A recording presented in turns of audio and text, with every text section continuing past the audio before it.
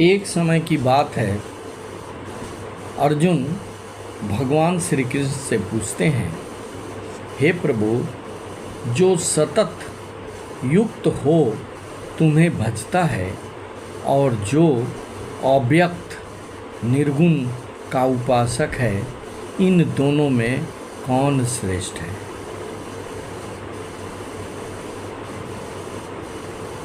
उनका पूछने का मतलब है कि एक ज्ञानी ज्ञान से आपको प्राप्त करना चाहता और एक भक्त भक्ति से आपको प्राप्त करना चाहता है, इन दोनों में कौन श्रेष्ठ है? भगवान श्री कृष्ण कहते हैं, हे अर्जुन, मुझ में मन को एकाग्र करके जो नित्य युक्त हो परम श्रद्धा के साथ मेरी उपासना करता है, वही मेरा श्रेष्ठ उपासक है, वही श्रेष्ठ योगी है।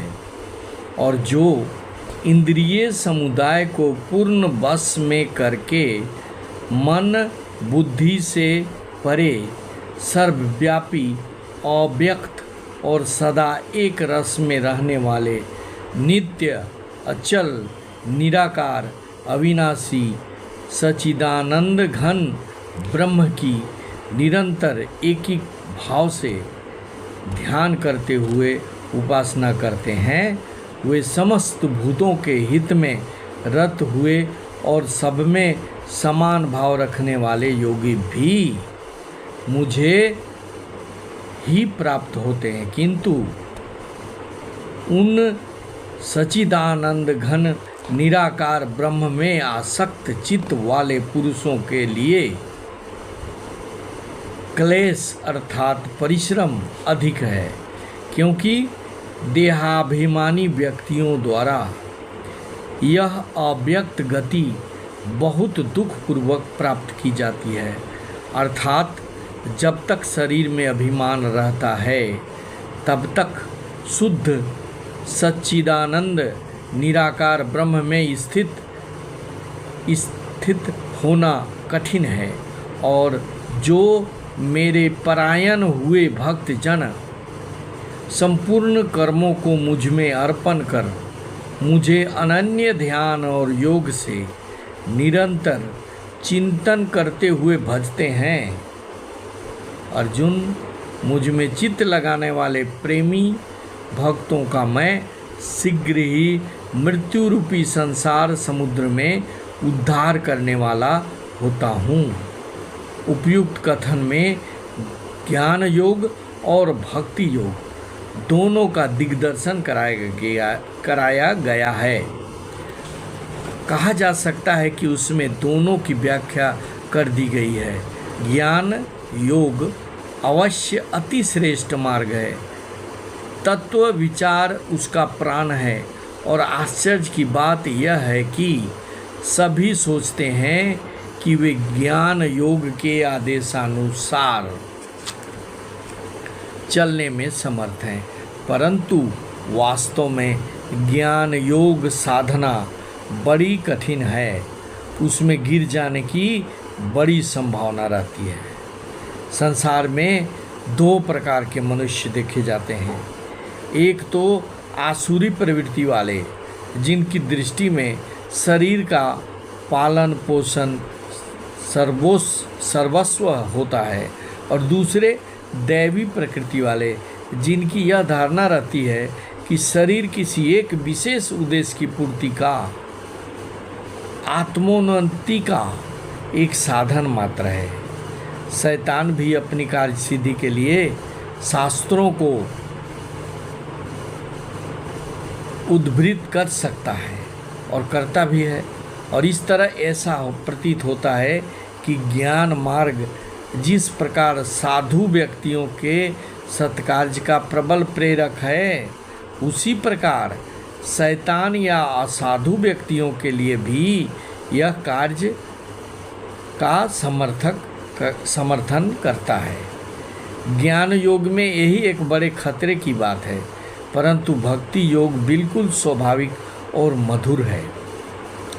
भक्त उतनी ऊंची उड़ान नहीं उड़ता जितना कि एक ज्ञान योगी, और इसलिए उसके बड़े गड्ढों में गिरने की आशंका भी नहीं रहती। जो जितना उड़ेगा वह उतना ही नीचे गिरेगा, और इसलिए उसके बड़े गड्ढों में गिरने की आशंका नहीं रहती है। पर हाँ, इतना समझ लेना चाहिए कि साधक किसी भी पथ पर क्यों न चले, जब तक आत्मा के सारे बंधन छूट नहीं जाते तब तक वह मुक्त नहीं हो सकता। भक्ति योग से एक भाग्यशाली गोपी पाप और पुण्य के बंधनों से मुक्त हो गई थी। भगवान के ध्यान से उत्पन्न तीव्र आनंद ने उसके समस्त पुण्य कर्म जनित बंधनों को काट दिया। फिर भगवान की प्राप्ति न होने की परम आकुलता से उसके समस्त पाप धुल गए और वह मुक्त हो गई। अतः भक्ति योग का रहस्य यह है कि मनुष्य के हृदय में जितने प्रकार की वासनाएं और भाव हैं, उनमें से कोई भी स्वरूपतः खराब नहीं है। उन्हें धीरे धीरे अपने बस में लाने की गति क्रमशः उच्च से उच्चतर दिशा में फेरनी होगी, बदलनी होगी, और यह कब तक करना होगा जब तक कि परम उच्च दशा को प्राप्त न किया जाए। उनकी सर्वोच्च गति है भगवान, और उनकी शेष सब गतियाँ निम्नान्मुखी हैं, यानी नीचे जाने वाली हैं। हम देखते हैं कि हमारे जीवन में सुख और दुख लगे ही रहते हैं। जब कोई मनुष्य धन अथवा अन्य सांसारिक वस्तु से के अभाव में दुखित होता है, तो वह अपनी भावना को गलत मार्ग पर ले जा रहा है। सांसारिक वस्तुएं तो क्षणिक हैं, उसके अभाव में दुखित नहीं होना चाहिए। परिश्रम करेंगे, कर्म करेंगे, सद्भाव रखेंगे तो सांसारिक वस्तु को प्राप्त किया जा सकता है।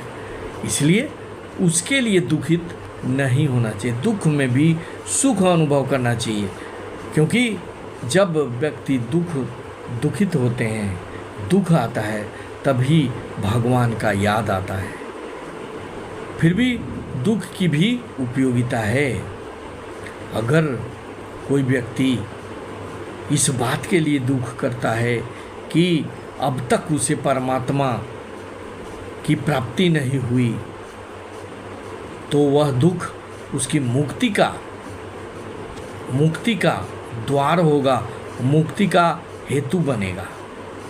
जब कभी तुम्हें इस बात का आनंद होता है कि तुम्हारे पास चांदी के कुछ टुकड़े हैं, धन है, दौलत है, बेटा है, बेटी है, गाड़ी है, मोटर है, तब समझना तुम्हारा आनंद गलत रास्ते पर जा रहा है।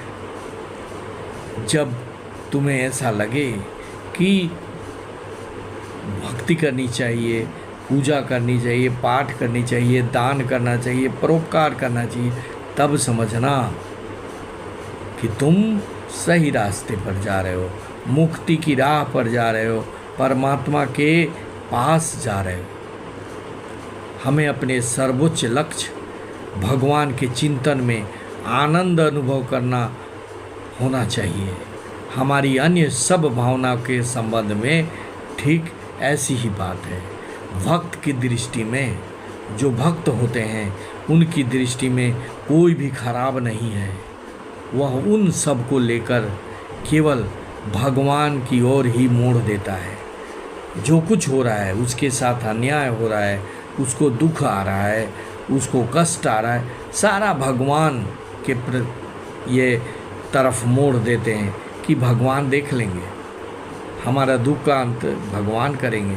भगवान पर समर्पण, हम सभी को भगवान के प्रति समर्पण भाव सदा बनाए रखना चाहिए।